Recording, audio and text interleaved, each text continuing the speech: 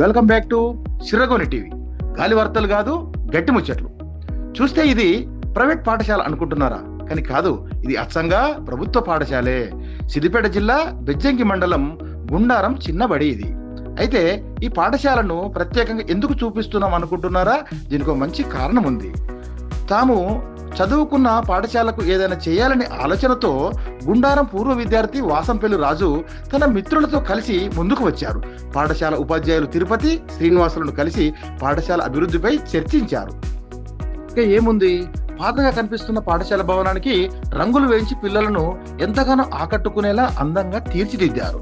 ప్రభుత్వ పాఠశాలలో చదివిన పూర్వ విద్యార్థులు యువత తమ గ్రామంలో బడుల అభివృద్ధికి ముందుకు వస్తే ప్రభుత్వ పాఠశాలలు కూడా ప్రైవేట్ పాఠశాలలకు ధీటుగా అందంగా మారుతాయనే సందేశాన్ని ఈ గుండారం చిన్నబడి మనకు అందిస్తుంది.